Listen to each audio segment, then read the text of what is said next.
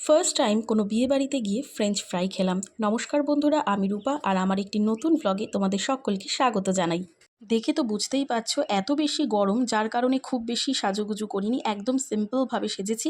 আর এদিকে একটা শাড়ির দোকানে গিয়েছিলাম আমরা প্রেজেন্টেশন নেওয়ার জন্য। ওদিকে দাসবাবু আমাকে নিয়ে চলে এলো বিয়ে বাড়িতে। এত সুন্দর ডেকোরেশন করেছে, তার সঙ্গে সঙ্গে কিন্তু মানুষজনও কিন্তু কম বলেনি। এত ভিড়, এত ভিড়, সে সাংঘাতিক ব্যাপার।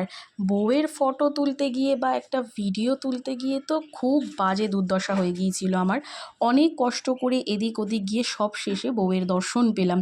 মানে ভগবানের দর্শন পাওয়ার বউয়ের দর্শন পাওয়া একই রকম হয়ে গিয়েছিল। দেখতে পাচ্ছ, বউ কিন্তু দেখতে খুব সুন্দর হয়েছে। তো এখানে খাওয়া দাওয়ার মধ্যে ছিল প্রথমেই কফি, ফুচকা। এবার ফুচকা কফিতে এত বেশি লোক ছিল যে আমরা সুযোগ পাইনি, বা বলতে পারো সুযোগ নিইনি, গরমের জন্য, ভিড়ের জন্যে। আর এই যে বিয়ে বাড়িতে খাওয়া প্রথম ফ্রেঞ্চ ফ্রাই, যেটা খেতে খারাপ ছিল না। চলে আসলাম মেন কোর্সের দিকে। মেন কোর্সে যা যা আছে তোমরা দেখতেই পাচ্ছ। সাদা ভাত, ডাল, বেগুনি, বাঙালিয়ানা খাবার যেটাকে বলে, পটল চিংড়ি, তার সঙ্গে ছিল ফ্রাইড রাইস, চিকেন কষা, এরপর চাটনি, পাঁপড়, মিষ্টি, যেগুলো আর কি পুরোপুরি বাঙালি খাবার দাবার। এবং আমরা খাওয়া দাওয়ার শেষে চলে এলাম বাড়িতে। তো ভিডিওটি কেমন লেগেছে অবশ্যই কমেন্টে জানিও। বাই।